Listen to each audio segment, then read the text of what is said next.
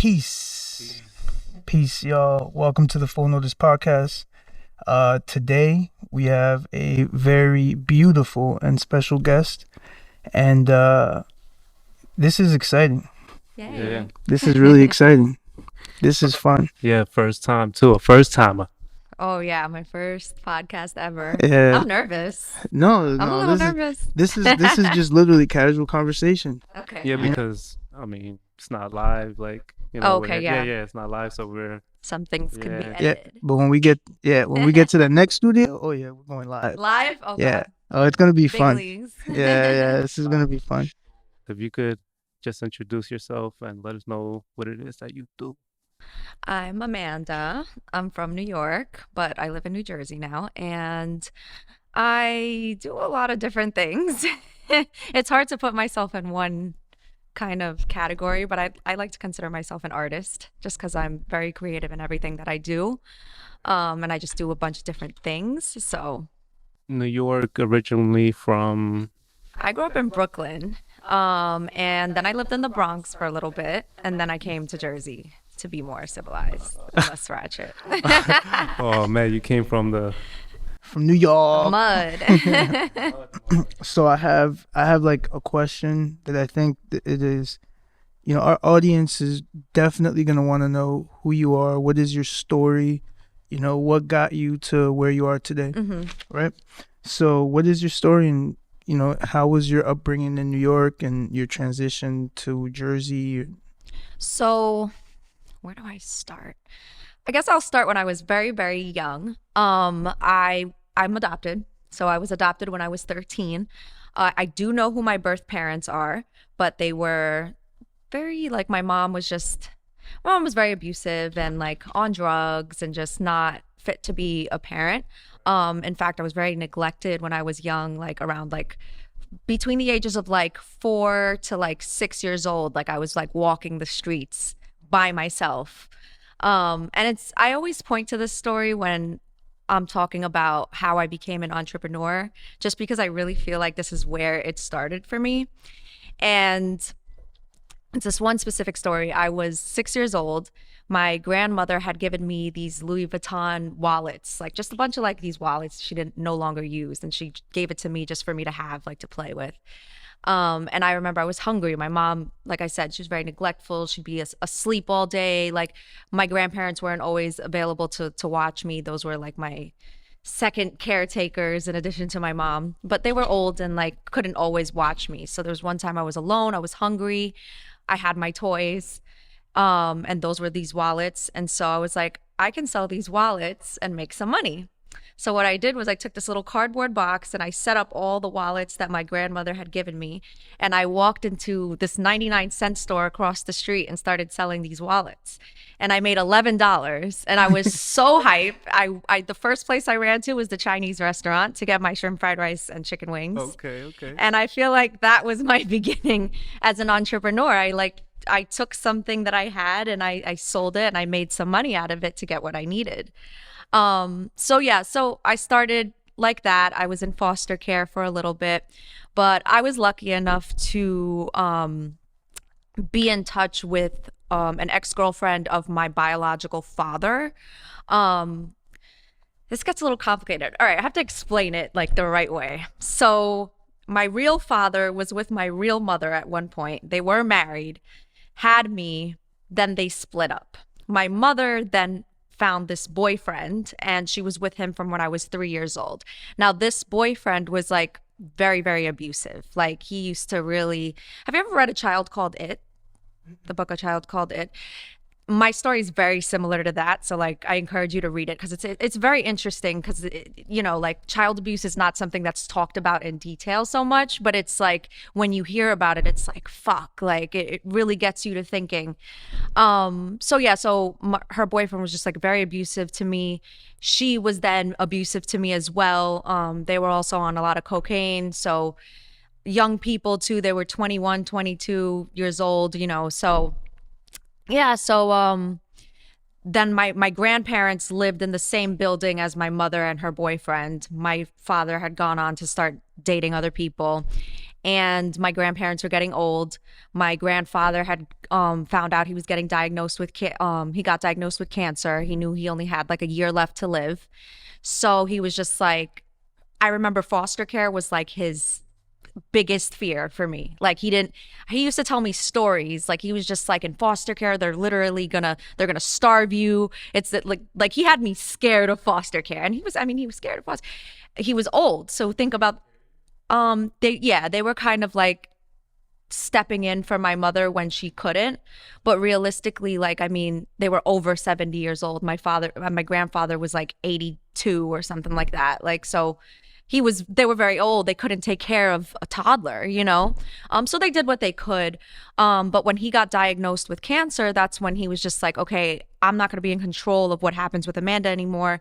I need to do something about it. So he called social services, and they actually came and picked me up. And well, first they sent lawyers into my house and asked me questions. I told them everything that went on.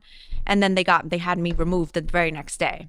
And then my grandfather started freaking out, and he called my real father's girlfriend, which they had a child together. So I do have a half brother by blood. And so that was the only other woman that my grandfather knew, and he really respected her because she really like had her head on right. And he was just like, you have to find her. They took her away. You have to find her. Like, where did she go? She's in the system somewhere. You've got to get her.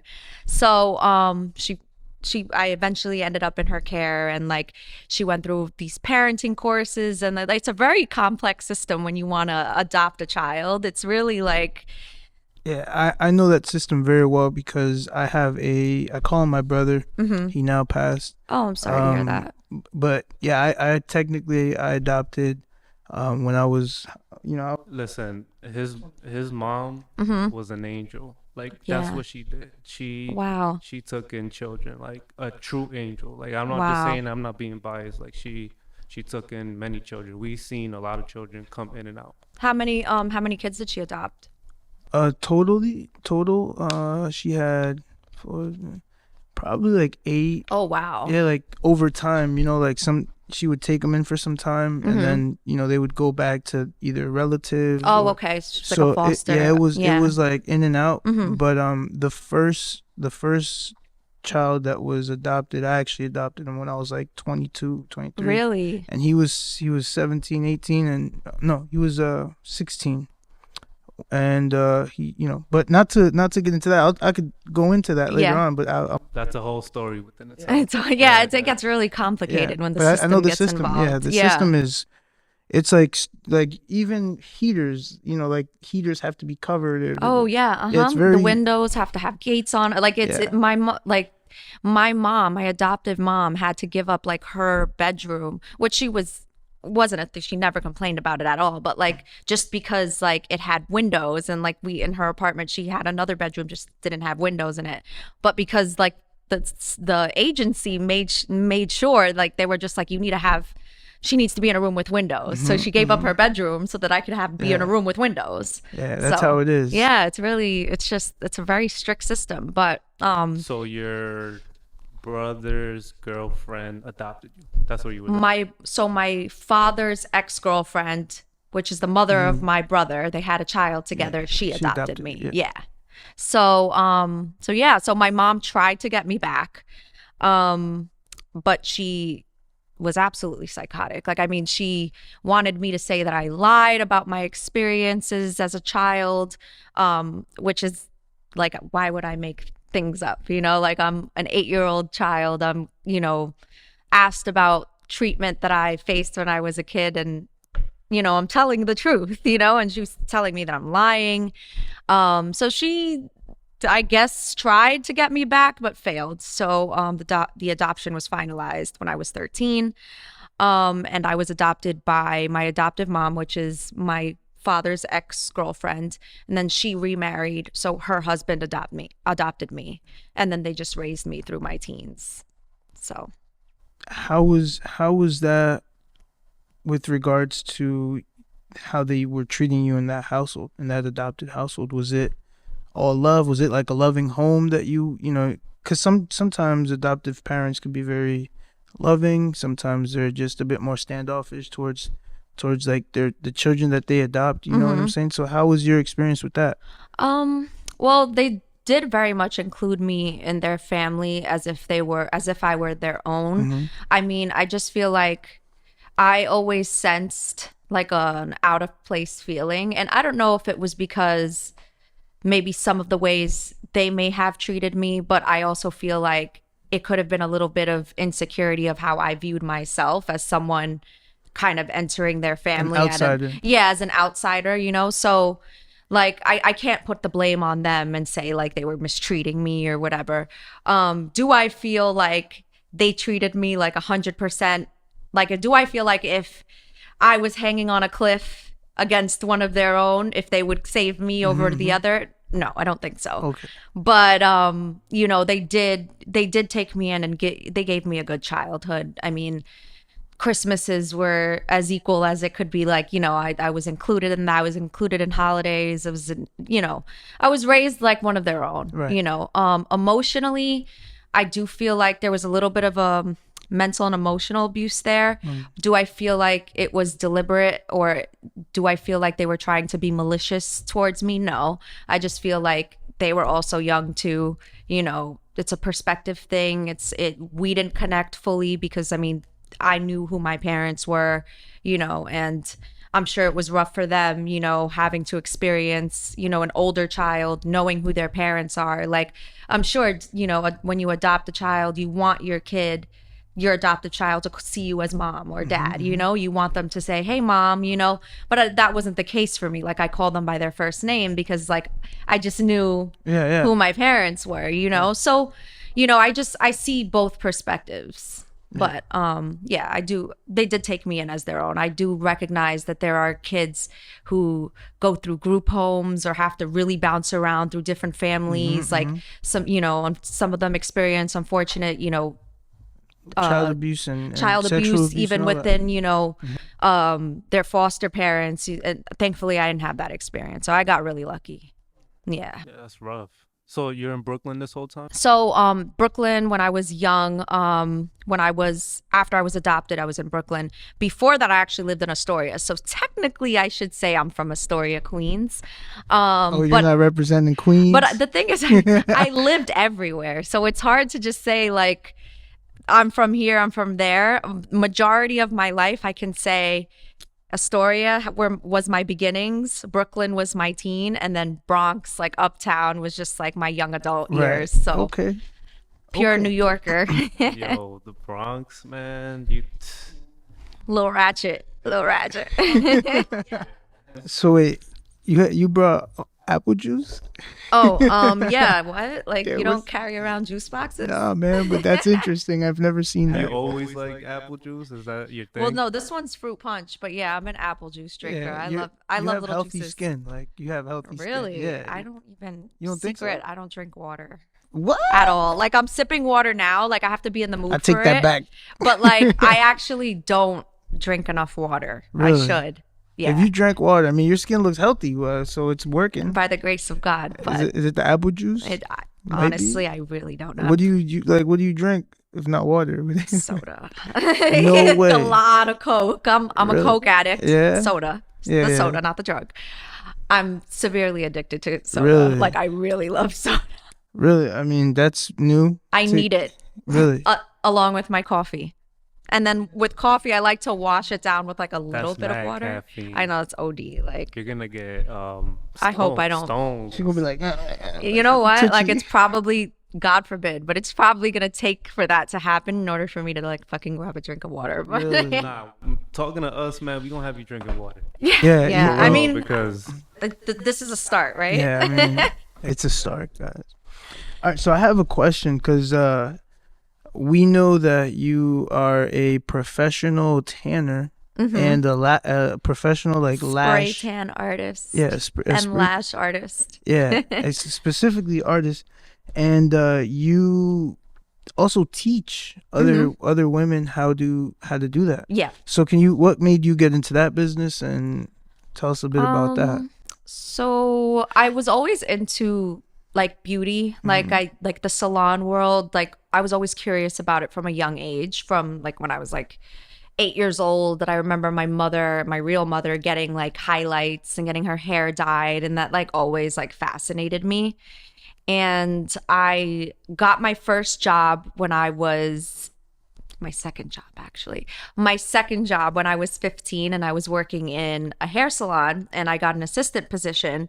I was like sweeping up hair and like shampooing clients and like doing that sort of thing, like hair salon things.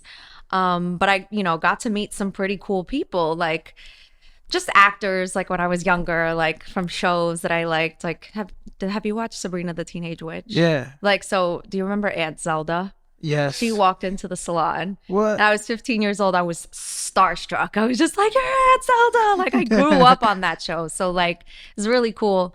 But that was brought it back, Sabrina. Sabrina, yo, like crazy. that show was wild. Yo, that is so crazy. That's way back in the day, yo. Yeah, like I watched that show without fail, like every episode. Yeah. So that was like my start, I would say, in the industry. But my adoptive mom was like very adamant about going to school. I was a really good student. I top in my class. I was on set to go to a very good college, and she was just like, I got this job when I was 15, so I was in high school, and it was an after school job. I was working in the salon, could stay open till like 8 o'clock, and then sometimes you don't leave till like 9 if you have to clean up. So at that time, my mom was like, yeah, you're 15 years old, it's 9 o'clock, like you need to be home, and then you have to do homework, like then you have to go to bed. Like I had a bedtime till I was like 17 years old. What? Yeah, I had a bedtime. Enforced by my adoptive parents are very strict. Like, since you were asking about my life, they were very strict on me as a teen. Like, what's one of the things that just pissed you off? Like, I could have a list for so days. We What? know it's the curfew. Well, I didn't even have a curfew. Forget a curfew. It was straight home after school. There was no curfew. damn. Yeah. My mom did not let me sleep over at my best friend's house. Like, Yeah, I wasn't allowed to sleep I over wasn't allowed anywhere. to sleep over anywhere. It was just, Yeah. that was my one thing. It's like, yo, I've known this kid my whole life. Right. You know his mom. Right. I'm like literally 4 blocks away. Like, I mean, and if you know, like, my mom's thing was also like, I have to speak to the parent first. Yeah. But like, also, like, if I get invited to a party at 16 years old, first of all, it's happening someplace where ain't nobody's parents okay with that. Right. First of all. Yeah. Second of all, Basement who's shit. called? Like, I don't know who the parent. Like, there's no parent you can talk to. She's like, all right, you're not going. So like, that was her thing with parties and hanging out. When I had a job, that was like the exception because I was working. But even then, she was just like, all right, you need to have time for homework and stuff. And back then, my boss, like, he saw this potential in me. He was just like, she could become my apprentice. She could get her cosmetology license. She could become, a very good stylist one day. It sounds like, it looks like she has a passion for this. My mom was not trying to hear it. Like, he even gave her like a free hair service one day and like invited her in, and, like, had this like meeting with her. Yeah. And she was just like, yeah, no, she's going to college. Like, not happening. She was progressive. Yeah, exactly. And I mean, this is one thing I just wish she didn't do because, like, I mean, I was getting paid back then. I was making $100 a day at 15 years old. That's money. dope. Like, that's money. I had like all the sneakers I wanted, all the clothes I wanted. Like, it was just, I was making money. But she was just like, yeah, no, this has to end. Like, she was just like, you got to quit. So I had to quit the job, unfortunately, focus on school, graduate, and go to college. But what ended up happening was I dropped it out because my mom always had this policy where she was just like 18 and out of the house, and you could do whatever you want. Like, and technically so, because I'd be emancipated by the state, which I didn't understand until I was like later on. I was just like, oh shit, she said that because I was emancipated, like, but yeah, so went to college, and once they weren't like kind of like breathing down my neck anymore, like, I kind of flunked out. Like, I was just like not going to class, sleeping through class, like, just had no interest in college at all. Like, I was just like, what am I doing here? How many years did you do in college? I did a year and a half. So yeah, like, it was a bachelor's program, but it didn't go so well for me. I mean, it also socially, like, it was a very, very white school. And I know I look white, but like, I'm Dominican and I'm Maltese. but I grew up very Hispanic. So like I feel like my culture. Arroz con pollo. Yeah, like yeah, I grew up Puerto Rican. Like I do identify as Dominican as well, just because I was in touch with that side of my family as well. But See, culturally, she wants like, to be Dominican. I don't want to be Dominican. Listen, hold on. All right, let me throw this out there so you know. This Don't man listen right to here him. only deals with Dominican Nah, women. that's false. That's false. That's false. well, I mean, I'm not He sure. says that because the mother of my child is Dominican. That's it. He's Mexican. Really? Yeah. I wouldn't have guessed that. Yeah. Oh wow. Can't he stay with his own people? Leave my He women always, alone, he's man. always getting at me You're for Dominican? that. I'm Native American, no, Oh, but okay. technically Native Americans, Dominicans are Native Americans, and so is all the other Native Americans. So Right. it's my people, man. Fall back, yo. I mean, what is he supposed to date? Like, I understand why Hispanics though would date other Hispanics because it's like that's what you grew up around, so But that's what you're. it gets interested real in. technical in the Spanish world. I think that I can. Yeah. I think that Spanish, like, well, particularly because Spanish people are from Spain, technically, Yeah. right? So I think that Dominicans who are Tainos, I think, Caribbean people, like from South America, like Brazil, people in Peru, the original Mexico. I think like we're just beautiful people in general. Like I think that we have the most beautiful collection of people, opposed to like just my personal opinion on it. There's beautiful people everywhere. Right. For whatever reason, a lot of people like Polish, Polish, Scandinavian. We have a nice mix. Yeah, we Like have Colombians? beautiful mix. Listen, Colombians. they have the best accent in Oh my my God, opinion for yes. Spanish out of all of them. Pero ¿cuál acento de Colombia? Porque sabes que en Colombia, como en todos los países del mundo, hay muchos acentos diferentes. Este es como rolo, que es como para arriba. Yo normalmente hago el de Medellín, que es así como para abajo, como todo pasito. Hola bebé, ¿qué más pues? Be in Spanish, just like talk to me all day. Yeah. Yeah, I personally like my Brazilian, Dominican. Like I just love beautiful people. Yeah. You know what I mean? Yeah, Like, no, totally. But my Latinos, they're the ones for me. So you are identifying with Dominican? I you said? identify with being Hispanic. Hold on, do but you know I'm how- very American. This is the if you don't know this, then you can't identify as Dominican. What's up with this mango? Oh, mango, what? Yeah, you know how to make that? Yeah, of All right, cool. course. Then you Dominican. That's it. Mango. Of course, with avocado, salami. Oh, man. Chill. Yeah, I love I love Avocado. mango. But Avocado is my thing. but I am a very Americanized Dominican. Like I'm from here, so like a lot of Dominicans would, when I tell them I'm Dominican, they're like, no, you're not. And I'm like, all right, well, technically I'm from America, so I can't really jack DR too much, but Well, we welcome you into the you. to the Dominican club. So Thank you you. good, you good. thank you. She's adopted by the... Adopted by the crew, man. And here's like the natives. struggle of being like a white Dominican. I went to like a really white school, my college. So back to like what I was saying, and why I didn't fit in socially. My college was very, very white, like preppy, Upper East Side. I went to Pace. They were University. yuppies, basically. So was it? I don't think yuppies is No. even the word. Oh, it was like beyond that? like think like the white. No, Pace I hate to University. like I feel like I'm sounding a little racist to white people too, because you could be racist both ways, but like the whitest white school, the whiteiest. just very preppy. Like think like Upper East Side private school, like preppy.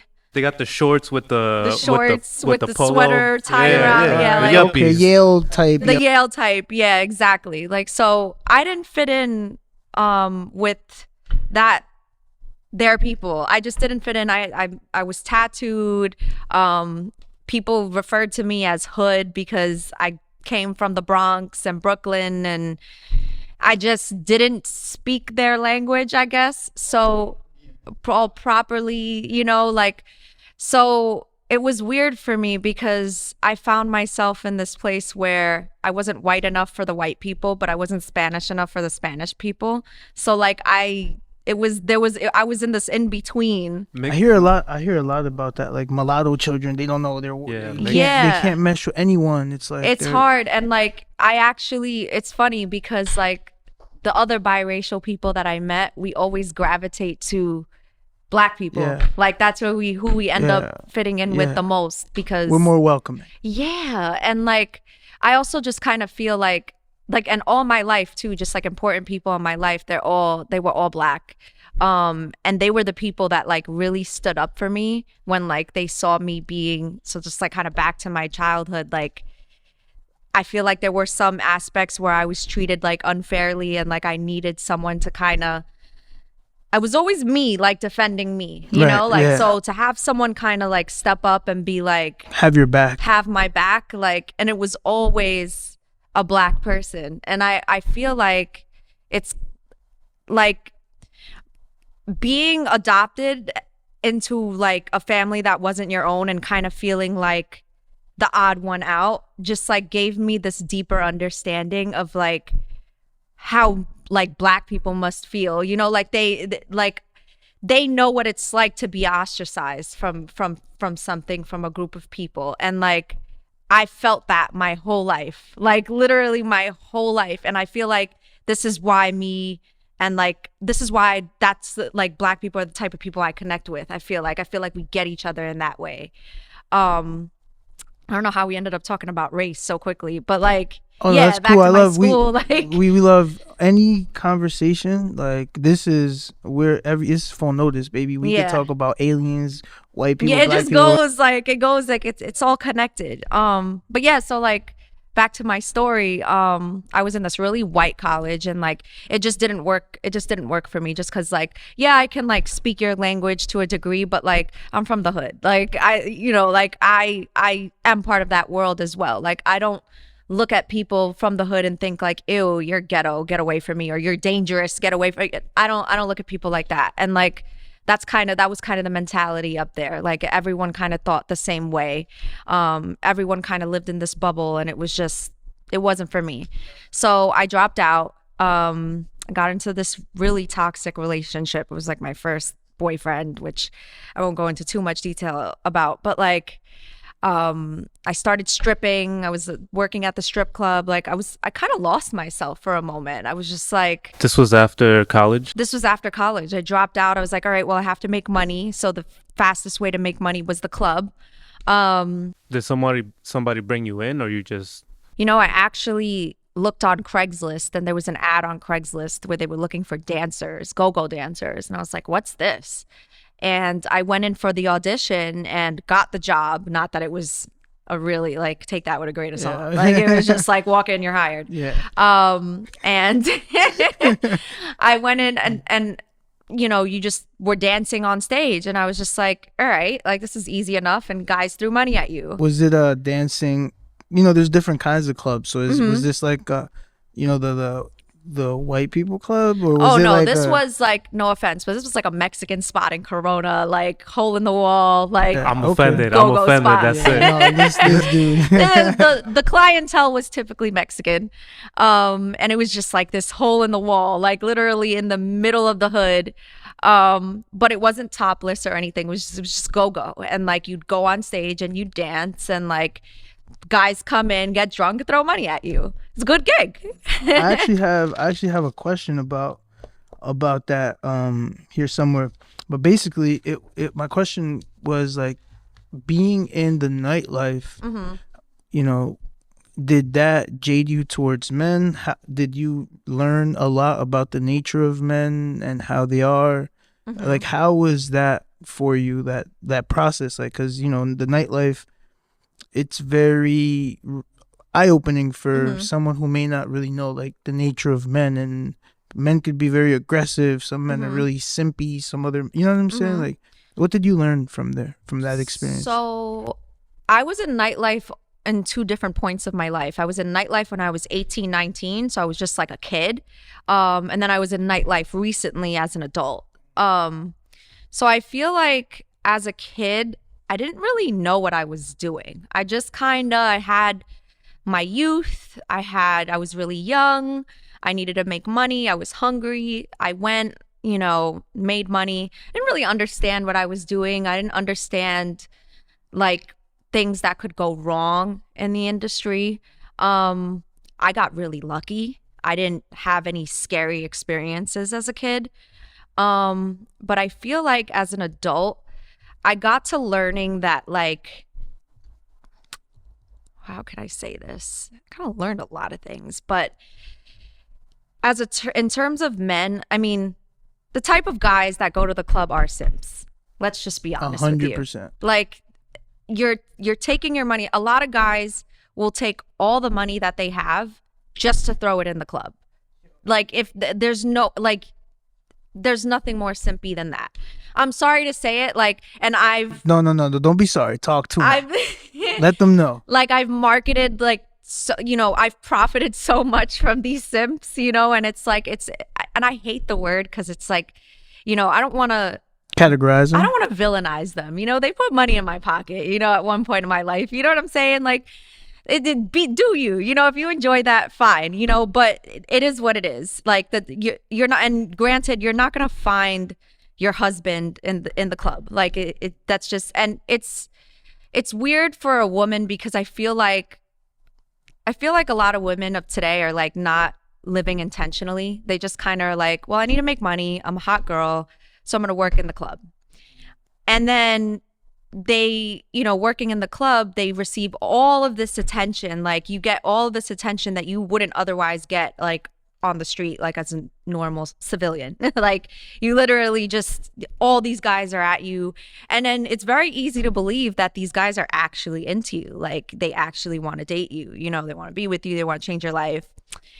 And yeah, women tend to confuse sexual attraction for actual relationship attraction. All these guys want to have sex with them, not right. necessarily, maybe because they are simpy, right? But most men just want to have sex with these women and not necessarily like wife them up. Exactly. Like, they're not. I don't think there's any guy on earth that says, we're gonna go to the club today because I want to go find my wife there. Like, no. Like, you're going to the club because you want to fuck. Well, there are cucks out there that may, take an Uber to that club to try to find wifey. I don't know. I don't think it's impossible, but I just don't think that that's the majority. Like, that's not an average experience. Like, I wouldn't go to the club to go and vet my future husband or wife. Like, it's just at both ways. Like, I wouldn't, me personally, it'll be hard for me to take a guy seriously that I met at the club, where you came to the club because you just wanted to see a bunch of ass and possibly, like, find an easy girl to fuck, like. Would you respect a man who they go to the club often? Or do you find, is there anything respectable about men like that in your opinion? How would you? Because a lot of women do think that they can go to the club and find this guy who may. Basically, what I'm saying is that how women, in my opinion, how I think they think is, they go to, like, let's say not even a strip club, they just go to a random club, right? And in a woman's mind, they may think, let me just be here, stand here, look cute. There's gonna be a guy that's gonna walk up to me, hand me $1,000, and treat me like a queen, and I'm going to magically just be, There's women that really believe that. Yeah. It's very sad. Yeah. It's a very sad and very jaded, like, mentality to live by. It's, I don't think they have the self-awareness, to realize that that's just not realistic. Like, you may get lucky, and one night you go out, you look good, a guy hands you some cash, then what? Yeah. And then now you got to make a decision. Are you gonna go with him, or are you gonna? I mean, no, there's guys that give you, like, there's not to say, like, if a guy gives you cash that you have to go have sex. There are guys that, like, will just hand you cash. I know it does exist. Yeah, I mean, I've done that where I've seen a beautiful woman and she's a waitress or something like that. She's not even my waitress, and I just, like, you'll tip her. I'll tip her just because, hey, you're beautiful. Let me just keep it moving and not even ask for nothing. Right. And that's weird. You know what I mean? Like, I shouldn't do that. Like, why? why is she entitled to, whatever? So, I mean, it's not that she's entitled. I mean, you gave it Yeah, to I her, mean, right? yeah, You didn't yeah. ask for it. Yeah, But exactly. Right, yeah, but back to your question, do I respect men that go to the club? Yeah. I mean, it's not that I would disrespect them. Like, I don't not respect them because they go to the club. I feel like the way I respect men, like how I would respect a man, is based on his selectiveness towards women. If he's a type of man that sleeps around, I just simply won't. I won't respect him. If he's a man that would give in to any woman, like woman slides in, if I'm dealing with a guy and woman slides in his DM and he's entertaining her, like, I'm gonna lose respect for you. Like, I don't respect that. I respect the guy that says no to pussy. Like, you could say no to pussy because you're reserving yourself for me, for some, like, that, like, the very thing that you need, like, because I mean, let's be honest, men need sex. Like, it is what it is. Like, you guys need to fuck, and you guys have sex differently, like, it's not the same as how a woman would have sex. You guys could go get 100 bodies and it's fine. Like, if I get 100 bodies, like, red flag. yeah, red flag, like, it's not the same thing. But if a guy could sit there and have the discipline to say no to another woman, for me, that I respect. I like how you said for me. So the way you look at it is like a kind of like a level of discipline will raise your value in the relationship.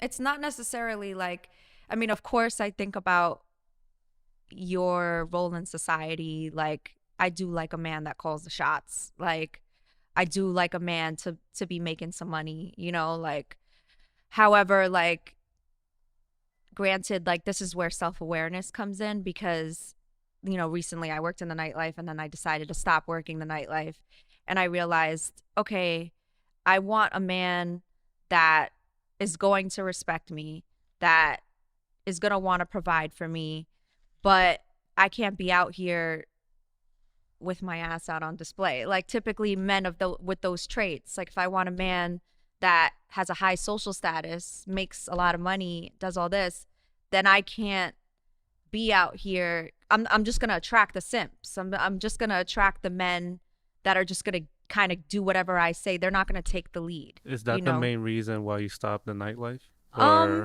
It's one of the many reasons I stopped the nightlife. I just wasn't. I feel like once I became aware to, like, how I was acting and what I was possibly attracting, that's what made me want to leave the nightlife, because I was just like, this isn't in alignment to what I'm trying to be. I do want to be with a guy that wants to take the lead. I do want to have kids one day.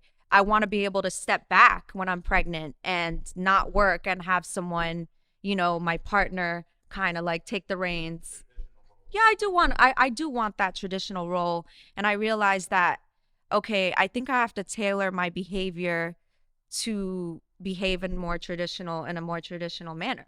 Like, now, do I think that, women need to act in a certain way? No, I don't. Like, I know what it's like to survive. You need to make money. You got to do what you got to do. Like, I'm all for that. But granted, like, it depends on what phase you are in your life. If you're in a place where you're like, I'm not trying to date, I'm trying to survive, I got goals I want to crush, like, then do you know what I mean? Then you're not in the place. Do you think that let's say those decisions may hinder women in general to get the kind of man that they want? Because let's be honest, men usually typically are looking at a woman's past as the marker of, okay, prerequisites. If her past is this way, may not be a good decision to have a future. Whereas women kind of look at a man's future and say, okay, his ambition, he's ambitious, so most likely we're gonna attain, whatever. I think the past does matter. I think absolutely it does matter. Like, I do know and realize that my past will disqualify me from certain men, and I'm okay with that. Like, I'm not like they're not the only, there's 3 million versions of every man. You know what I'm saying? So yeah, I may get disqualified from this guy Bob over here, but that doesn't mean Joe over here won't want me. You know what I'm saying? You're a Like, realist. yeah, exactly. Like I do recognize that, yeah, there's gonna be some guys that's like, Amanda, not a chance. You know, like she's OnlyFans, not a chance. Like worked at the strip club, not a chance. Like I am fully aware of that, and I'm cool with that. Do you think that for women, do you think that is a like a realization that you've made once you were mature, or at what point did you make that realization? I mean, I have so many questions about this Yeah. exact topic. Yeah, Like yeah. I want to kind of read some of these. Yeah. But just to get this question out, do you think that when you realized that this was, not the direction in which you wanted to take, because you wanted to build a family and get out of that scene, do you think that most women are in there because is it like an illusion that women are facing? What's going on? I think many women are just not aware. Like, I mean, self-awareness is, a lot of people lack that. You know, it's one of those, like, it's very much a skill and like something. I mean, yeah, many people don't reach that. You know, people aren't aware of how they're acting or how they're behaving. It goes for men as well. You know, like women are out here, on OnlyFans, saying I'm a millionaire, I'm this and that, but I want to attract this type of man too. I want to attract this millionaire man. And like, what millionaire man is going to sit here and really take you, this millionaire man that hangs out at the country club, the yacht club, wherever they go, wherever their social circles are, what man is really going to want to say, take the throat goat from OnlyFans and say like, this is my wife. Right. Like, you know what I'm saying? Like no guys.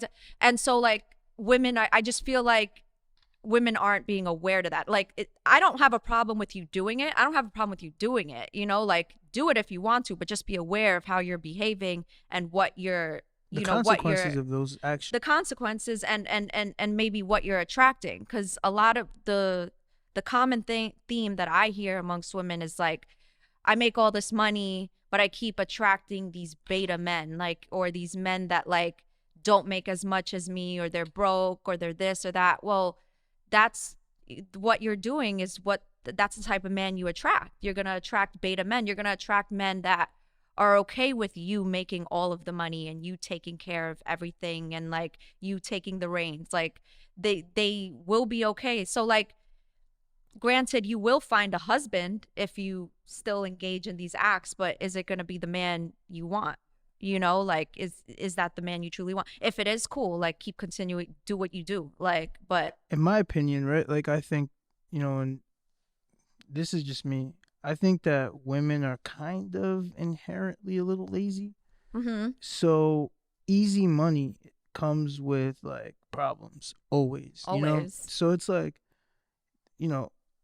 I'm not, it's like cheerleading, right? A lot of people look at cheerleading, they're like, oh, it's not a sport, but it really is. There's competitive cheerleading. That's how I kind of look at OnlyFans and like strip clubs. It's like, yeah, there are some strippers that get up on the pole and do backflips, and you know what I mean? And they're like, really, they go, do yoga to get flexible, and they're really professional. They're entertainers. Yeah, they're real entertainers. And then you have like your just naturally gifted, maybe, natural bodies that are just phenomenal kind of women that just, it's like, oh, it's easy money, I'm just gonna sit here and pose and stuff. I feel like that was the category I was in, because I wasn't doing no pole tricks. Like I almost broke my head open like the few times I tried it.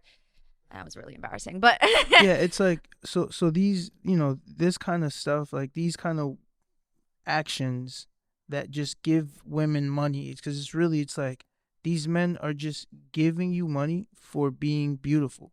And it kind of makes you like, oh, well, I can just make money. I got it made. Yeah. Yeah, a lot of women think easy money. they're successful. Like that's the thing with not being a self-aware woman in this industry, is that you're making all of this money and it's very easy to become blinded by all the money that you're making and you think you made it. Like there's so many girls that are killing it on OnlyFans and they literally are like, well, I'm successful, I'm a millionaire. And it's like, for now, like until your looks fade and like you can't anymore, or you can't take dick like you used to anymore, and now you can't be on OnlyFans, or like now you can't work the club anymore, so now you're left with nothing. Them labias get loose quick. You know, I mean, but I just feel like, you know, a lot of women are just not aware that like you're not successful. Like, yeah, you're making a lot of money right now and that's cool. Like, take it and run with it. But I hope you're investing in something that will not require your looks one Longevity. day. Yeah, Right. like longevity, Actual like business. a skill, like learn a skill. Like that's why I always encourage women. And like, I mean, I met a lot of women that are, you know, 22, 23 years old, like just kind of working the nightlife, and I'm 30 years old, so I'm older. And like when I see, you know, them just kind of like they're very free, and like I see myself in a lot of them.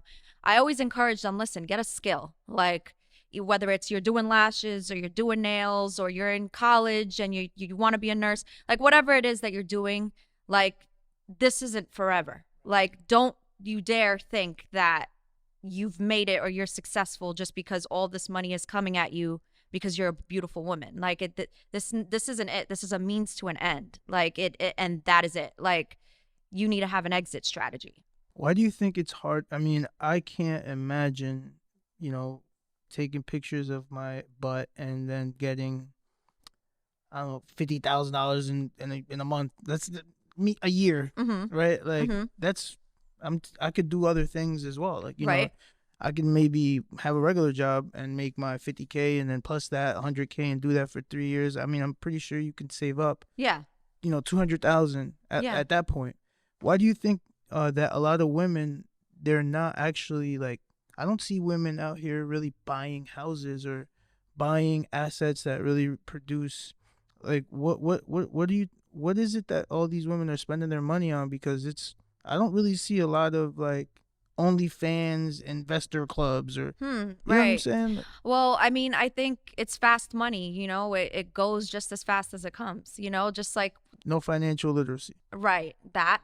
Also think about like male drug dealers, you know, like do you see a lot of them like investing? Not necessarily. Some do, you know, like the smart ones, but like most of them are spending their money the way the faster they get it. Scammers, whatever, all their money blown in the club, you know, like, but women also, like, I feel like it goes to bags, it goes to looking fly on Instagram, it goes to these vacations that you see them on, like it goes to all that. And like then before you know it, like I've met a lot, this is not all women, like I don't know what everybody got going on, like there are women I met in the nightlife that do have skills, you know, that do have a side hustle that's bringing them in money, but the nightlife is also bringing them money, so you know they're on their get money shit, you know, but and that's cool, but like I just feel like for the most part, like all their money is kind of going into this, and social media plays a big part in it, you know, like it's the attention that women are getting, this persona, this character that they feel like they need to build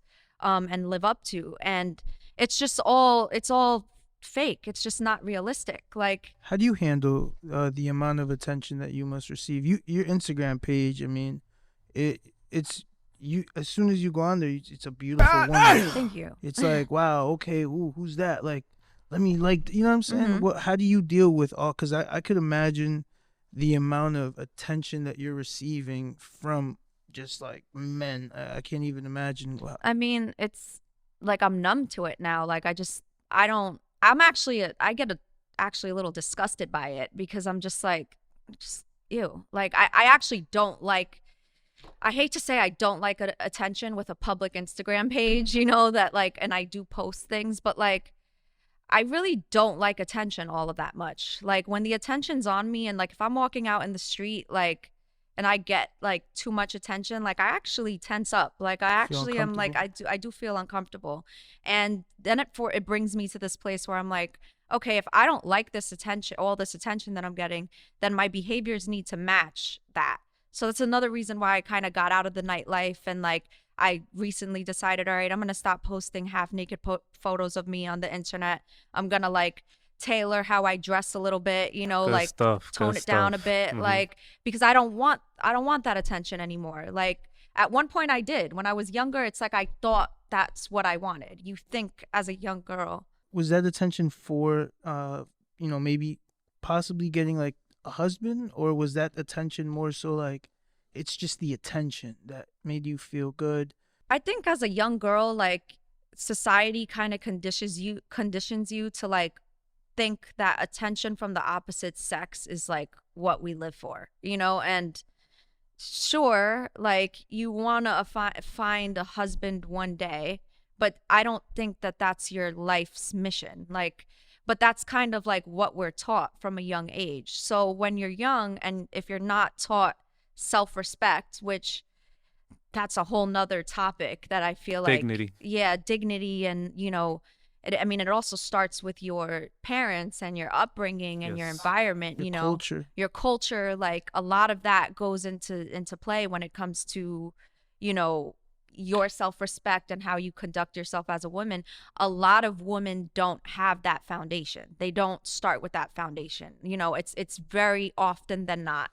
There's very few women that I know that like literally were parented perfectly. Very few women, like I can count on my hands that I'm just like, yo, your parents like raised a real stand-up respectable woman, you know? Like I have a couple friends like that, but like I said, I could count on my hand. But I do think it stems from, you know, you're young, you get this body, you know, you get little boobs, fat ass, you start getting, you know, attention from men. You start to think like, ooh, this man is giving me attention, he must want me. Then you start thinking sex equals love. A woman just wants to be loved at the end of the day. Like she just wants to be loved.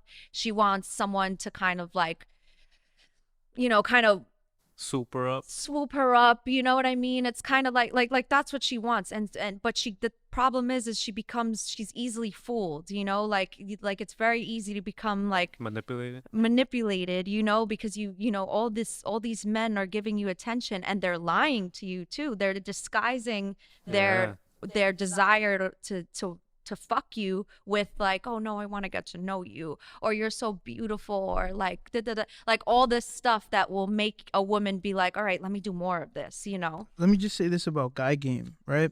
Men would most likely wife all these strippers at the, like they'll literally wife them up if they can control them without having to spend the amount of money that they, you know, that these women require out of men. Because, you know, let's be honest, men really just want buns from multiple women. Like I really don't believe there's one girl that can satisfy a man. Like men usually need variety, right? So if these men can just have like multiple of these beautiful, like, you know, strippers are usually some of the most beautiful women. I really feel bad for them, because it's like it's like a curse, you know. You're so beautiful that you think that is your value, right? Yeah, I mean, a woman's value does lie in how she looks like, but yeah. there could be more. Yes, there could be more. And like a lot of women aren't aware of that. They just think like, well, I'm a bad bitch. Like, okay, so is everyone else. It's very surface level. Yeah, exactly, but so is everyone else. Like and like this just kind of connects to like the video I posted the other day. There's literally like video. Just like there's 3 million versions of you, you know, like there's 3 million versions of me. I don't know about that. I don't know. I'm kind of unique. But you know, we all like to think that. We all like to think we're special, and we are in our own ways, but like in ways we're kind of not. Yeah, like absolutely. There's 3 million girls that literally look better than me. Like that can also literally be like, well, she's a bad bitch too when she wants, you know, like there's a girl turning 18 every day. Yeah, exactly. Like there's a new millionaire that, you know. There's always hotter, younger, fresher, girl in her prime, richer. So what more? You know, they like, need to be humbled by that. There needs to be more. Like you just need to be aware that like, and the thing is with being aware comes this sense of humbleness to you that a lot of these women don't have. And like the lack of humbleness that a lot of these women don't have, they're not realizing is making them really unattractive. Very unattractive. It's making them, it's like, well, you got to pay me to be next to me. Like, who are you? That video you made was humble. Like, yeah, can you tell us about that? Like, apple pie. Yeah, I mean, it's just the reality of it. Like, who am I? Like, okay, I you know, I think I look good. I've put work into, you know, my look, and I like to think I'm a good looking woman, but like that's not it. Like I have to offer something to someone. But see, the world tells you that you're good looking. It's humble. Yeah, whatever You're very humble. societies. Yeah, exactly. But really, the world is already affirming on a daily basis that you're a Mhm. beautiful woman. So Mhm. you know that Right. you're beautiful. To society standards, exactly. It's just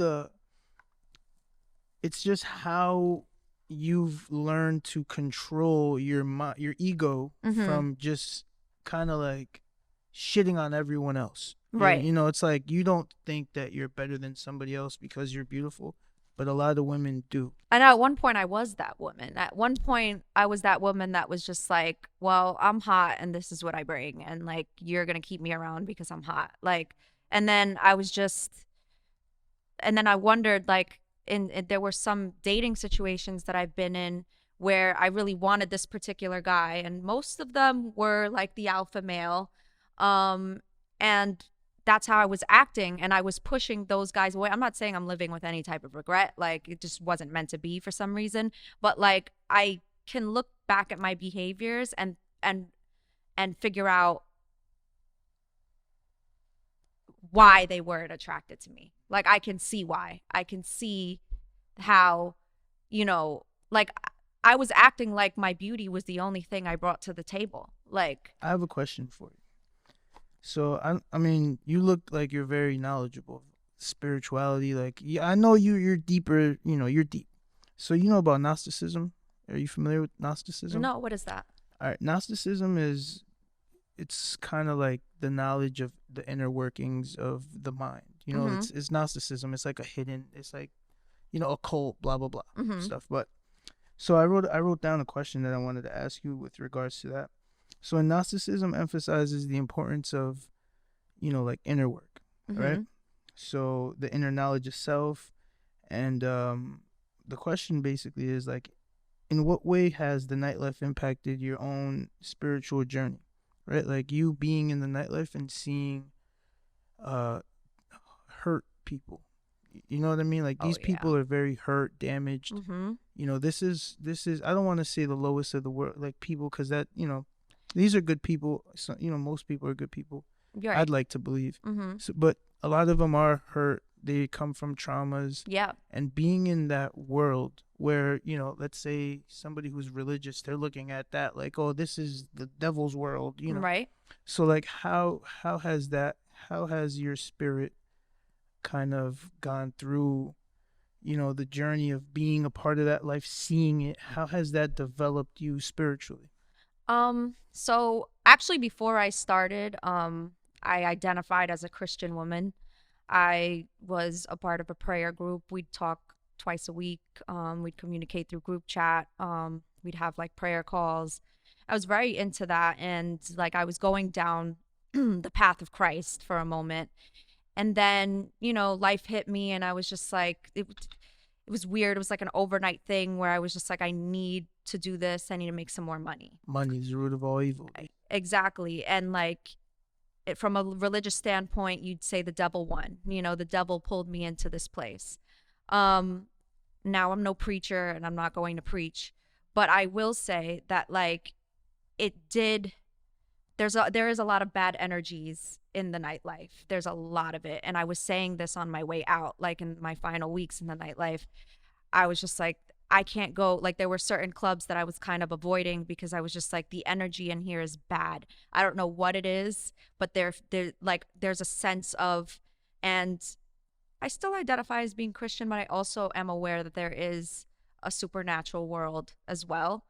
And I do believe that there are negative forces, demonic forces at play that, we may not necessarily understand or see with our naked eye, but it's there. And I feel like that was the case, for certain clubs that I was working at, where I was just like, there's just a force here and I feel it. And it's like I would come into work and like my mood would be fine prior to entering the building. The minute I walk in, then I'm like, my energy so drained. I'd come home and then I'd start, fighting with my loved ones, and like, starting probably being easily irritated, getting annoyed at my dogs, like, and I'm just like, yo, this energy is rubbing off on me. And it's crazy because it was coming from all different directions: the customers, the girls that work there, the other employees, management, like, there's so many, different energies coming in, and so much different pain kind of walking into that building that I can't even fathom. I don't even know, like, what some people are going through, like, but it's all in one place, and it's literally all within, arm's length of you. You take that with you. Yeah, like people going through a lot of Yeah. like so another thing in the nightlife, there's a lot of manipulation that happens in the nightlife industry. I know. I mean, we have it's all manipulation. Yeah, we have yeah, it is. Yeah, it's how we make money. Yeah. So we have a close friend that she used to work in the nightlife industry, and she got out. I'm very thankful for that. She's one of the most beautiful souls I've met. Shout out to her. Don't want to put her business out there. But she exposed me to a lot of the ins and outs of like how women act inside of the nightlife, and how, like, let's say they'll say things like, oh yeah, we're gonna go to, like, after the club, guys are always trying to get girls out of the club, right? So they'll like say, oh yeah, we're gonna go to this diner or whatever, and it's like they have a system where it's like two girls will literally finesse a guy to supposedly take them out of the club, and they go to a diner, and then they use him for free food before they just go home. Like, it's like they manipulate the men while they're in the club to just get them to basically, after the club, pay for their food, and then they just bounce on them. I don't think that's the case. Like, I mean, the girls aren't using these men for chicken nuggets and fries. Like, that's not what it is. The guys come in, and they're coming in to spend. Like, they're not coming to like I said, like, it'll be unrealistic to say a guy's coming into the club to look for his girlfriend. They're trying to get buns, though. They're trying to get some ass, and they're throwing this money in hopes of getting ass. Now, these girls aren't owing you ass because you decided to come in and spend your life savings in the club. If you come and decide to spend $20K on me, I'm taking that $20K, and I'm not giving you pussy. Like, I'm not. That's so crazy. It happens all the time. Like, they do it because they think, like, okay, I'm gonna do this and you're gonna just do this. No, like, it doesn't work that way. So what about on OnlyFans? You had mentioned OnlyFans. Are like, what's the relationship between customer and the model with OnlyFans, opposed to, like, the customer relationship between guys at the club and, like, the stripper? Is there a different kind of relationship? Totally, yeah. I mean, OnlyFans, you don't even have to see or touch the customer. You're making all this money out of your bed. Would you ever date a guy, like a subscriber? No. No, right? No. I mean, There are guys that's like, I've subscribed to someone's OnlyFans because I was genuinely curious to see what she was posting on there. That's different.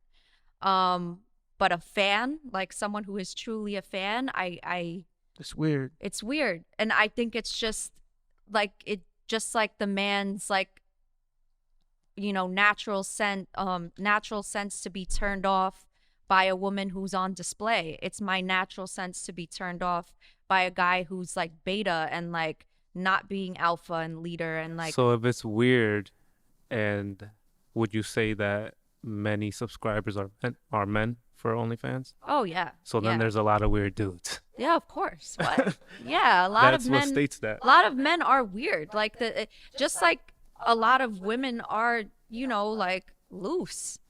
Okay, that was what I was gonna ask you. I was actually gonna ask, do you think like, majority of women are having sex with men? Like, a majority of women having sex, period? And because I know for a fact that most men are not having sex. Like, the majority of men are actually not having sex, like sex with a woman that they have, whether they're in a relationship or not. Most guys just don't get don't get it's hard. buns. It's hard to get buns as a man. Well, that's And because especially nowadays, because most women are just, I don't know, they're just going towards the top 1% of guys. well, women are the gatekeepers for sex, men are the gatekeepers for relationships. Women are looking for relationships, men are the ones who decide who gets the relationship title. Women are the ones who decide who gets the ass. Yeah, but they're not giving the ass to like the postman is not getting ass.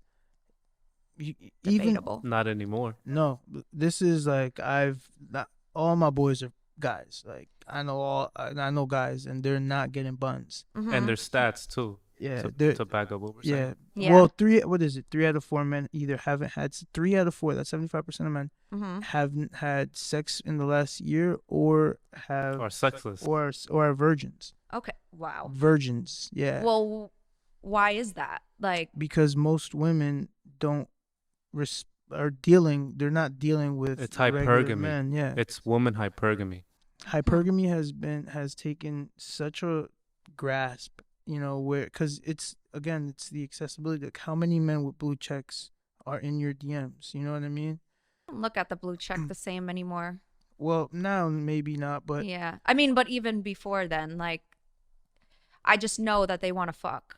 right. Yeah, But like, the fact that you have those that opportunity mm-hmm. is where women are at. Like, they have the opportunity to deal with guys who may be, upper echelon of men, or they Mhm. have clout, they may have money. Whereas you would have to, as a man, would have to work harder to get into these rooms, and I just have to be beautiful, and I could just Exactly. walk in. Yeah. Yeah, but like, does that mean I'm being respected, or does that mean No, that just means that those men that are there, which Uh-huh. are very few, Mm-hmm. have the attention of most women. That's kind of the. Like the top percenters, the top alphas, right? I mean, they're not. I don't think these guys are alpha. Like, I personally don't think that like most rappers are like alpha. I wouldn't say that they're all alpha. I think that they just have a talent. They use their talent to get women, and then once they get women, you kind of learn women nature from just being around women. And if you're a high value man, you're having a lot of sex, you kind of get over it. You kind of don't look at women like, oh my god, oh, she's so hot. You know what I'm saying? So you kind of you get men who have had a lot of women. They don't get they go past the beauty, because it's like they scratch that itch already. yeah, it's just like, yo, I've got mad buns. And I'm then they not, start to do other things. and then they and get getting weird with it. involved in Oh, other hold on. things. Let me. So Sukihana. I don't know if I'm saying it. Sukihana. You know who that is? Yeah. She's like an artist. Mm-hmm. So there was some recent thing that I wanted to ask you. Like, I don't know, this is weird shit. Mm-hmm. Sukihana says that she loves golden showers, and says that she likes rubbing shit on her man's hair, or on a guy's hair. Mm-hmm. And she also likes farting on dudes' faces. So, I don't know, like, how much of OnlyFans is weird shit like that? Because I know girls are selling farts nowadays. Like, this is a real thing. I mean, that's not the content I mean on OnlyFans. I hope not.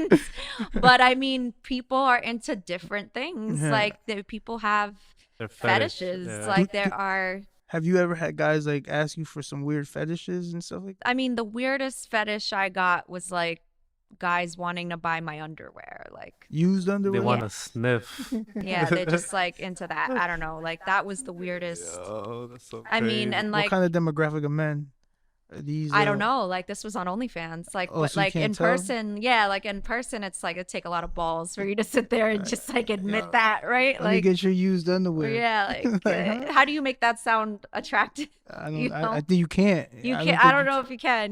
Like, but back to what you were saying about I mean, I guess it will, like, it is easier for a woman like me to get into those rooms, but like, I just think like men, there are a lot of just like low status men as well these days. Just like there's like a lot of like kind of low vibrational women, low status women, and like acting in, low vibrational ways. And by low vibrational ways, I don't want to say low status, because I don't want to call men or women, like, I hate this hierarchy, like, I don't want someone to feel like they're less than, but I will say that, like, it is time for people to kind of take accountability for their behaviors if they want to be this person they want to be. Like if you want to be this high value man and you want to attract this woman that is only going to be about you, then like become this high value man that one is selective with the girls you deal with. You're not gonna I shouldn't be worried that you're gonna go fuck my best friend, like, or you're gonna go But to that's the like club. almost. And That's almost. it's hard to find. Most men. That's not even in the nature of men. So it's like you're gonna. It's asking for a man that's not even in his nature to do that. They exist.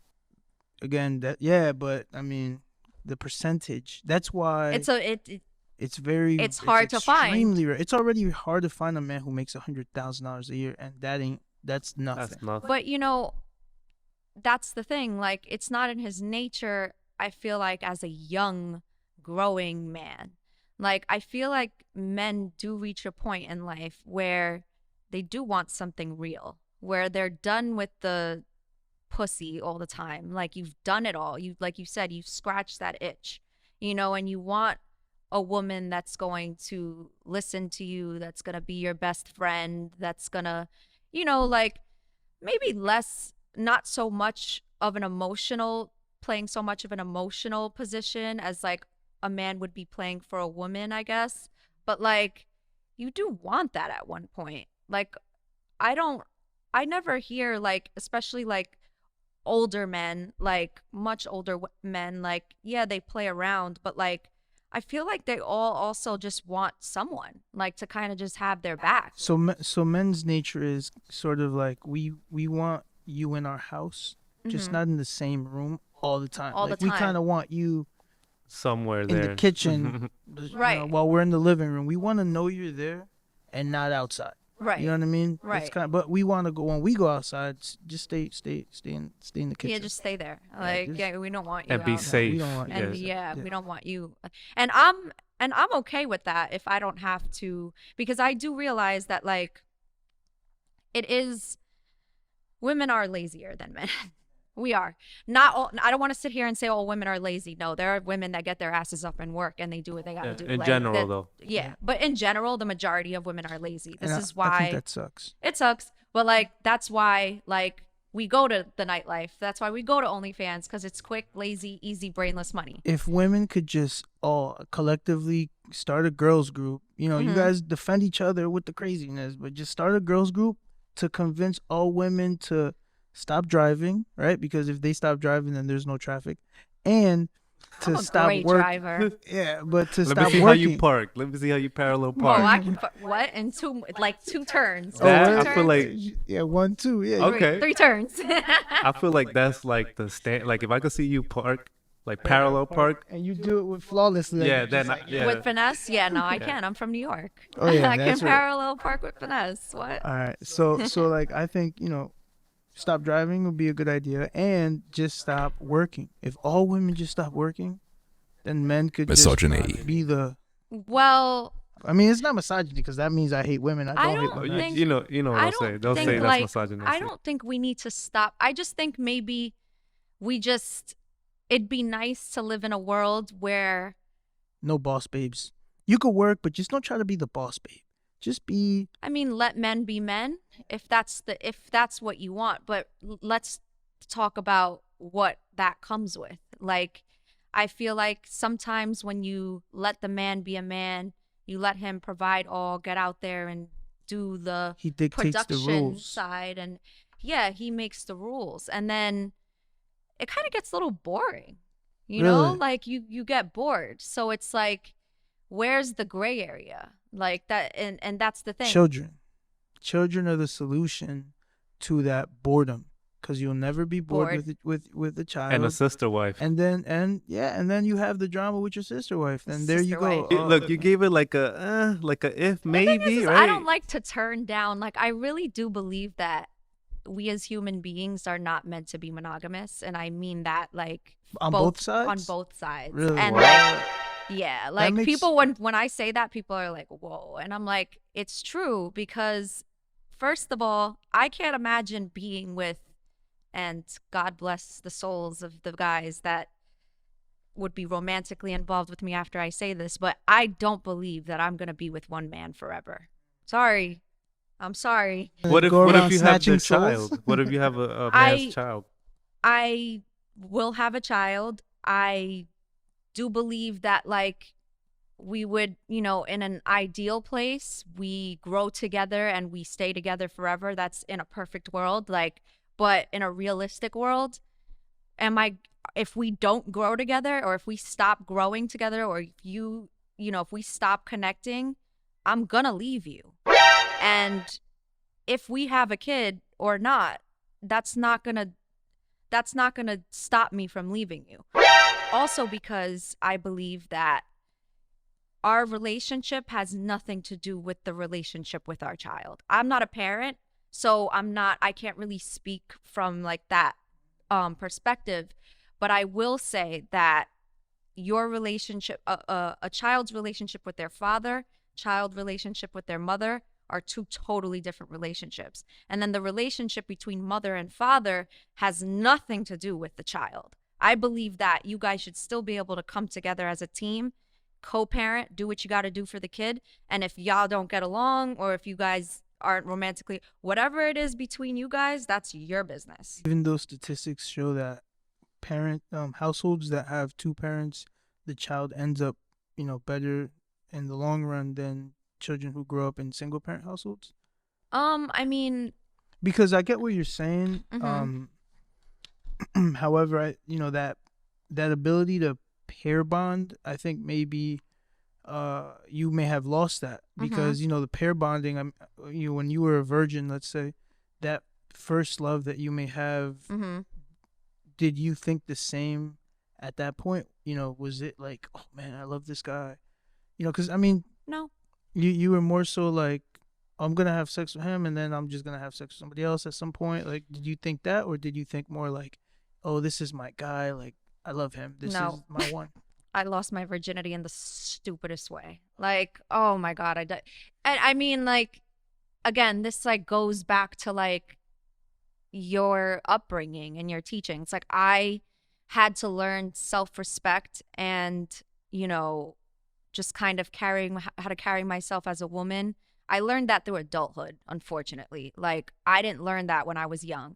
So that being said, like, I will say, like, I've had a questionable history, as a woman. Like, I did have my hoe phase, like, and I say that proudly, like, not because of anything. Like, I think most women have had that phase. Yeah, like nowadays. I've had that phase, like, and At least you're keeping it real. yeah, like I own up to it. Like, I didn't know what I was doing. Like, I was behaving in ways that, like, I thought was, in a way, like, I can only speak for myself, but sex equaled love for me at one point. So the reason for my hoe phase was because I was having sex with these men thinking, oh, they love me. This is their way of loving me. But no, they were just getting their nut and going home. You know what I'm saying? I wasn't getting, but for that moment when I was having the caress and the love. Yeah, in that moment, it was the closest thing I had to love. And I mean, I chalk that up to my upbringing. I chalk that up to the lack of love that I had as a kid.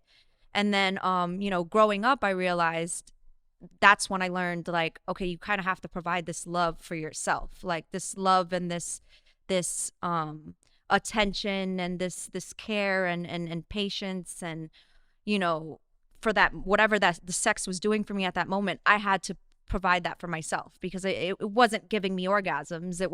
I wasn't really like enjoying the behavior of sex. I think I was enjoying the emotional attention, the connection of it all, like.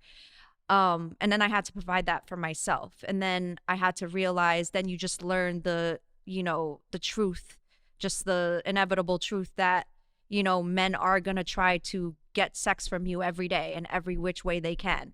And it's up to you to be selective, and keep those gates closed, and really, like, be selective in which in who you share your body with, you know, like Preach. it goes back to the energy thing. Like I was putting this another reason why I left the nightlife. Like I was going to these clubs and wondering why I would come home and like be depressed for 3 days and not want to get out of bed because that nasty energy was rubbing off on me. Same with like sex. Like you lay down, you have to be careful with who you lay down next to because you're gonna soak up their energy, you know, like even sleeping, like even if you didn't do anything with the person, like I've had like sleepovers with guys like in the past where we didn't have sex, like we just slept over and like, or he slept in my house or I slept in his house and I felt like heavy, like I felt like I took something in from that, like, or he was in my bed and I felt like he brought some kind of like bad luck into my house or something. Like I'm very like sensitive to energy, so like I feel like I'm very easily tainted. And once I became like aware of that, like I feel like that's when I became selective with A, who comes around me, B, who gets inside of me, and C, who comes into my house and like You comes into my answered so many of my questions. Yeah, for Yeah. real. Yeah, like if well, you probably can't read my handwriting; it's horrible. But yeah, you answered so many questions that I had, and just what you're saying now, because you know I believe that there is a spiritual connection between man and woman, Mm-hmm. and you know it is in my culture, as soon as a man has sex with a woman who's a virgin, she's married to, and this is also in law. So we can actually break it down to the point where we get into the law about this. When a woman's a virgin, when she consummates with her man, that's considered marriage. That's like the true definition of marriage according to ecclesiastical law. So then from that, it's like, all right, you're married. If you sleep with another man, even though you didn't like legally go to the courthouse and get married, like you're still married. If you sleep with another man, then you are now committing adultery. And you know, if you really look at the behaviors of women like who have only had one guy in their whole life, they're more prone to like be in a family and have children and only be like, you know, their world is just focused on their children, their family, and it leads to much better outcomes than, you know, like, you know, imagine having a child and then, you know, you have a daughter, and then you have like one boyfriend, and then you have another boyfriend after a while, you know, like 2-3 years pass, and then you have another boyfriend, and it's like the example that your daughter is going to be watching. It's like, okay, well, you know, mom has a boyfriend and I don't know how long he's going to be around, and you know, you bring another guy around and now your daughter may be 14, 15, and this guy is looking at your daughter kind of like sexually, and it's kind of like, you know, it's the energy of all these different kind of men in a woman's life that doesn't give them the security, the stability, the mental peace. You know what I mean? I think it depends on how you look at it. I see what you're saying. In terms of like the woman that stood with one guy her whole life, you know, creates family with him, whatever. But that's all she ever knew. That's all she ever knew. You know, she's never experienced beyond that. So like for her, she's not missing out on anything. Exactly. Because what does she know? She doesn't know anything. Then you have the women that has been with different That she partners. actually been with an alpha man with a big dick that's really changed her whole perspective. Or not even just that, just has been with different simulations of men and knows, you know, like that there is more. And then it gets into satisfaction, and when a woman is actually satisfied with what she has, you know, like, which is an issue in our society because a lot of our women, especially with, you know, girls in nightlife, like have had multiple partners. Like I don't know any woman in nightlife that has just had one partner and that's it. She's lost her virginity. No, we share the same demographic in that we've had multiple partners and multiple relationships. But these are, again, we're talking about damaged women. Like these aren't the, you know, like, I don't know if this makes us damaged. well, you know, based on the outcomes, let's just say, based on the outcomes and the output of their relationships, like what comes from these relationships, they're not usually the happiest, healthiest, most divine, you know, families that we can, you know, I don't see, you know, let's say Bill Gates, for example. I'm just random Mm-hmm. you know, high network man, Mm-hmm. high net worth. I don't see like families, you know, kind of egging on, oh, be in the nightlife and live your life and be happy. It's more so like be reserved, be, you know, more cautious, Mm-hmm. you know, with regards to who you choose because your value is such, Mm-hmm. you know, so high, blah blah blah, that you want to make sure that you don't misrepresent your family. Mm-hmm.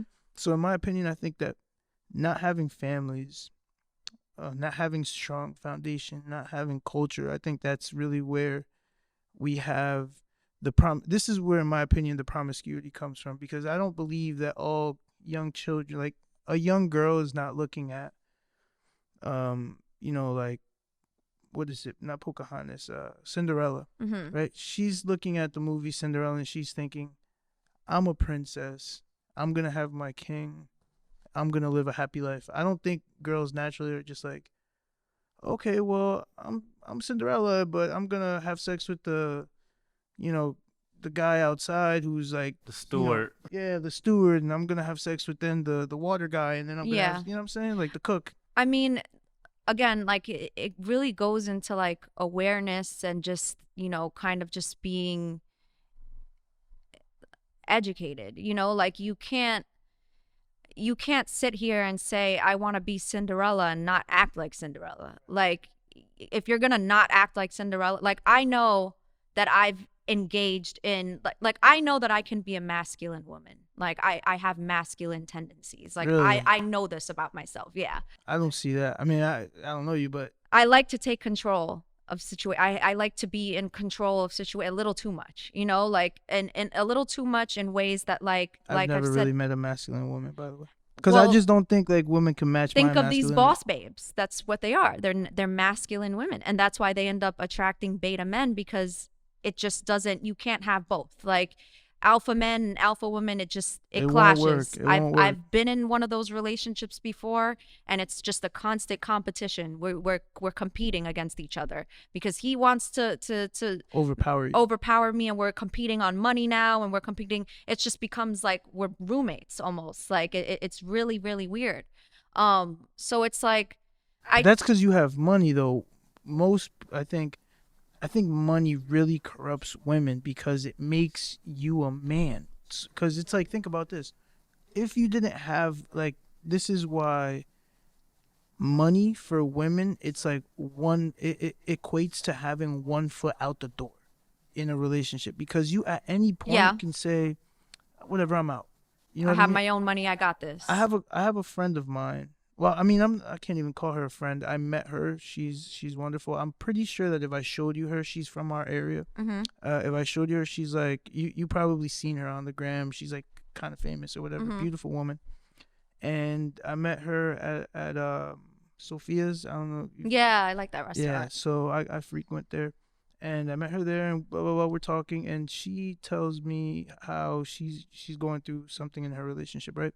And this guy bought her like a $250,000 car. Like Wow. she has this baller guy, blah blah blah, this and that, and she also has her own money, and she's been stacking on the side. So Mm-hmm. she's like, oh yeah, well, if you know, he gave me, like, at first in our relationship, and she was literally telling me all this. She's like, at first in our relationship, yeah, I would stick around because this and that, but now I have my own, and I got my own business, and you know, if he was treating me this way, and I went and I bought another apartment, like I just got an apartment. He didn't think I was gonna do it. I got it. Now I moved all my stuff. He's out on vacation with his boys, and now I have my own thing. Mm-hmm. And when he comes back, all my stuff is already moved out the house, and da da da da. And I'm thinking to myself, like, wow, she's saying all this to me. She's out here in Sophia's, like, what the hell? And imagine how he must feel, you know. Maybe he got it like that, but spending that much, I mean, he has to have it like that in order to purchase that vehicle and get her lifestyle, da, da, da. Mm-hmm. But it's like putting that investment into a woman who then turns around and is stacking to find the exit strategy for your relationship that you're building with this woman. That's kind of So her like, intent is to leave eventually. Does she not? well, her intention, you know, she left him. Yeah, I don't know if they're back together. But based on what she was saying at the time, it was kind of like, it's just the nature of women, and this is just one example of that happening, because it's like women do that. That's why I strongly believe that a woman with money has always one foot out the door. Majority of relationships are ended by women. Yeah, because she's strong and independent with money. You don't need, because emotions, like, most women think that it's a man's job to make them happy. They never think, oh, it's my job to make myself happy. So as soon as he stops making her happy, or she feels like there's something going on in the relationship, or he may cheat or whatever it is, I got my own money, I'm out. I don't need to deal with this. I'm good. And it's not until they get older that they start seeing, okay, well, I'm not getting hit up as much. I'm not getting the attention. I'm not making the money that I was before. Now I got to really learn business and like, it's like, oh, well, shit, I'd rather go ahead and try to be submissive now. And it's like, okay, well, what happened throughout, your 20s when you were at your prime? And now it's like, you're an exception. This girl, she's also an exception. She's older and she's beautiful. Right. And she has the opportunity to still attract these high value men, and she's been in that world. So I know women who are like, she's always been beautiful, always been around wealthy men. Yeah. She knows how to maneuver amongst rich men. So for her, she's never gonna have a problem finding a high value man. But will she be happy? I don't think so. But is she gonna be finding that man that's gonna Snap back to reality. be loyal to her and literally, you're my wife? Or She is she w- just gonna find men that are just gonna trick on her? Women eventually, like you said, I believe. I agree with what you said earlier when you said that at some point men may want to just settle down. Like your testosterone may drop. I know in my family, no man, like I'm one of 18 children.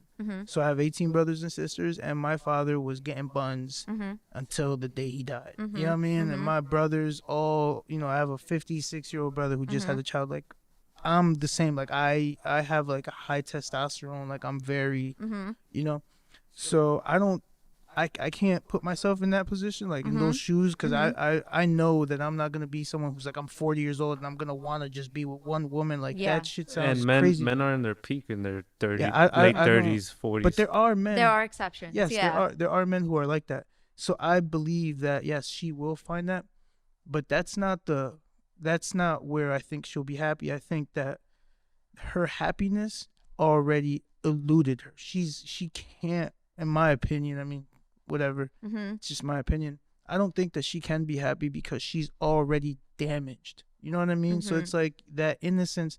I think that women usually She's already been on the jets. She's already been on. I see what you're saying. It's too. She's not pure anymore. Yeah. She's kind of tainted. It's too much of that. Living. I do agree with that. Like, I feel like it's like almost like once you've tasted everything, like there's not much like someone can come and like show you because you've already tried it all.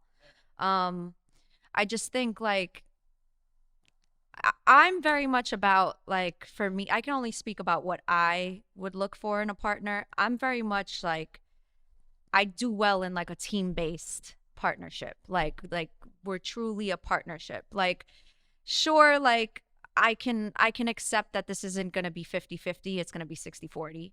I want the man to be 60. I'll take 40. And that's just me being realistic with my history, my past, the type of woman that I know I'll never be and the type of woman that I want to be, which is someone that is still, I need to be in control. Like, I'm not someone to relinquish all control to. I'm never going to be that. That's not me. I want to be friends with my partner to a degree, like we have like a best friendship as well. I know how to heal that, by the way. What? That ideology where it's like, I'll never relinquish all power to a man. I know how to heal that. What do you mean? Well, go to a third world country with nothing. Like, literally leave all your shit. Like, just go to a third world country where it's like survival mode. Then you'll see and appreciate men at a different level. It's like, okay. Yeah, we're spoiled here. Feeling. Oh yeah, we got it good in America. Yeah, I know that. The threat of violence or feel like it's just, there's another. DR. Yeah. You know how the men they're just naturally more masculine. Right. and that's very attractive for women. And and not having anything, just Right. having to confide and rely and really trust a man Mm-hmm. to hold you down. I think that will eliminate the I'll never trust. You know what I mean? Right. Because then you're getting.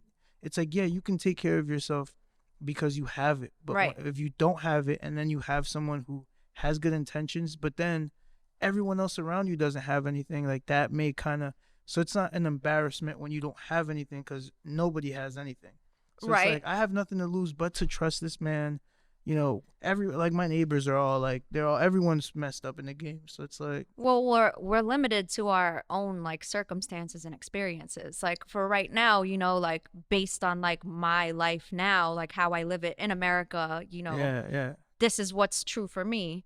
You know, but if ever, like, let's say we live in a post-apocalyptic world Go to and the everything, Amazon for a year. yeah, or like the world ends and now we have to struggle to survive, then, you know, maybe that boss babe mentality is gonna go out the window, you know, when, you know, like now I'm gonna be like, all right, like now I'm gonna start looking for the strong mate, the strong man that's gonna get me through, you know. It's just depends on what your circumstances are. We let Mark Zuckerberg, right? Like this is pisses me off. Like we let Mark Zuckerberg and Bill Gates, like these are the alpha men, really. Whatever, we could say maybe they're not, but they got enough money to get you killed.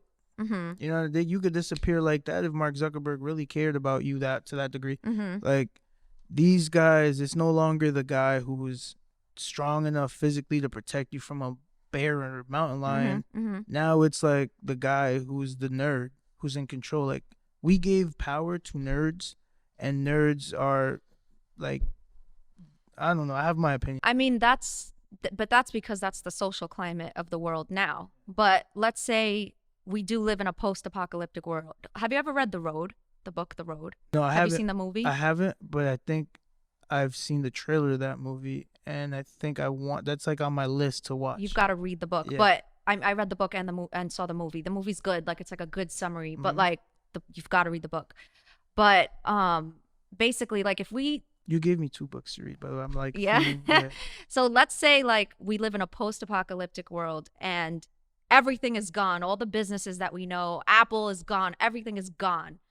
Now we're struggling to find food and like navigate through this post-apocalyptic world and figuring out like, is there anything more? What is, that's what I love about The Road, because it's like the characters in it still fight to live, even though they know there's nothing, but they still hang on to this hope that there may be something greater. You know, there may be a better life ahead. Who knows? I don't want to die though. And they just kind of like, the man is just like taking care of his son. I have to watch the movie again to kind of like refresh. But if that were the case, where the world becomes that, there will be no need for Bill Gates and Mark Zuckerberg and all these people. Their money isn't saving anyone anymore. Right now we're run, the society is run by power and money and all of that. That's what really like holds us all together right now. But if we do get to a point where it's now survive, like everyone isn't, I mean, look at the pandemic. Survival of the fittest. Right. Look at the pandemic where everyone had to like lock up, and it didn't matter how much money you really had. Like you were fucked. Like it just, you had to, there was no Obey. You protecting had to obey the rules. Yeah. Like you were still going to the hospital if you caught COVID. You were still like, I mean, whether or not COVID existed is a whole nother conversation, but like death, but no one was safe from death. If there was anything that I could learn, you know, objectively speaking, from the pandemic, no one was safe, no matter how much money you have. And I mean, that's still true today. Like, you know, Bill Gates can drop dead right now, and then what? You know, like All his money's gone. all his To him.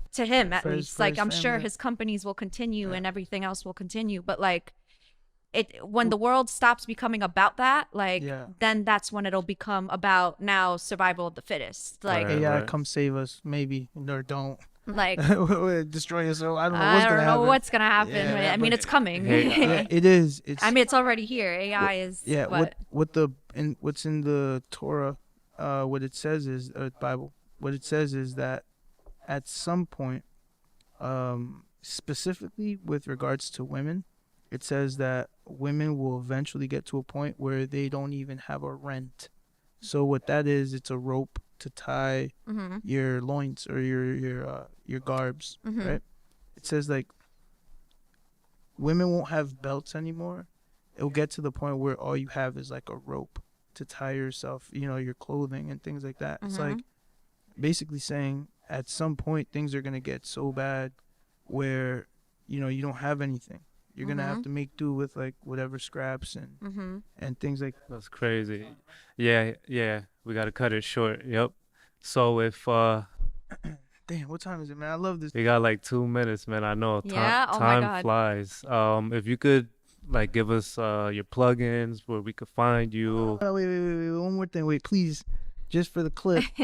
If you had to say just, like what message would you say to young women, based on your experience and what you've learned, what would you like to see for young women?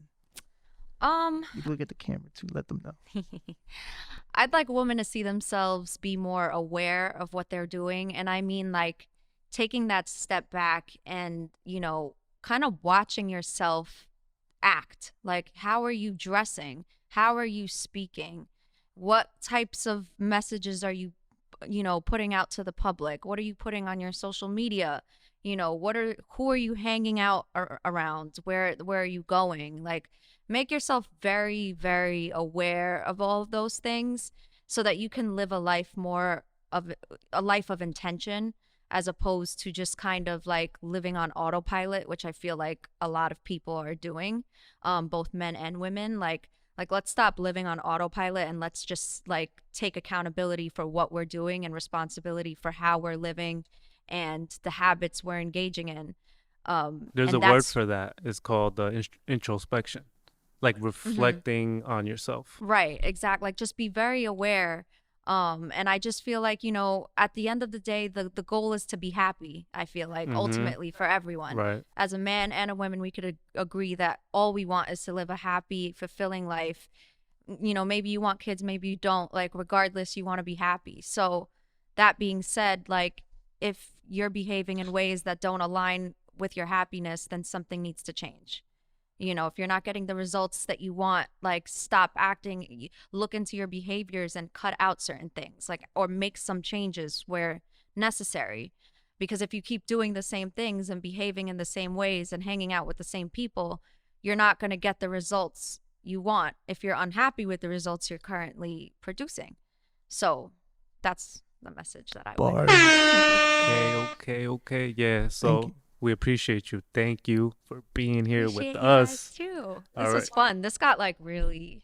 Oh, We could Like, keep we were going. everywhere. Like, I feel like we need to have a have script. another episode where we just like, we're gonna talk about this, and then we're gonna talk about this, and then we're gonna talk about that. No, we definitely have. Today was the first of hopefully many. If you Yeah. enjoyed it, we definitely. I mean, I love hearing what you had to say. I think everyone needs to hear what you have to say, especially because you're experienced, and your experience is very, very unique to a specific kind. I think all beautiful women need to hear what you got to say because they may still be in that world where their mind is still foggy. You know what I mean? Yeah, just like they just have to be awakened. Like, there's an awakened woman, and then there's an awakened man. An awakened woman is aware of her behaviors and is in control and realizes she can change to attract what she wants, and she's in control ultimately of what she wants to attract. But there's also an awakened man as well. Like, he could go and like, have sex and do whatever and act on autopilot, because that's what that is, or he can have someone on his team, a true team player, and be conservative with who he gives himself out to and who he shares his body with as well. That's the awakened version of a man. So Okay. Can you just give us your plugins? I know you have like a business, a beauty. Oh yeah, thing. my beauty can page they is find Amanda you? Pichardo Beauty. If you want lashes and spray tans, which I don't know if that even relates to what we spoke about today. We're gonna have a business conversation. at Yeah, some maybe point. we'll have like a whole podcast on that. women's talk or something. Yeah. Maybe we'll get some Especially people. when we get our new space. Like Yeah. we're working on it, but once it's done by the end of the month, I hope next month definitely. we'll bring in women, and this is gonna be your show. You know, you run that thing and talk to these women and debate and whatever. Yeah, like I'm yeah. interested in all that. For sure. Yeah. So Yeah. and you can teach them about whatever. Go ahead. Yeah. For sure. That's my business page, and then my personal page is Amanda Pichardo __. And I mean, I plan to just kind of have my podcast too, and paint more and do more creating, and kind of get away from, the OnlyFans and nightlife look and naked Instagram model aesthetic. I'm just trying to get away from that. So Gotcha. Yeah. Okay. Cool. still growing. Yeah. Still learning. We all have a lot to do to make ourselves better. Right. You know, because we're all damaged by society. So Of course. Yeah. it's just the beginning of our life, really. Right. We're in our 30s, so we And got just chase happiness, Yeah. like at the end. That's always been my life's compass, was like, am I happy? If I'm unhappy, I need to stop doing this. Right. So I'm glad that you found a better. I guess I don't know. I can't judge. It's not better necessarily, better but for me. yeah, better for you. A happier Yeah. you, a happier version of you, which is Mhm. what's most important. So thank Yeah. you for this opportunity. Of course. Thank you. Thank you guys. All right, guys, we out. Peace. Peace.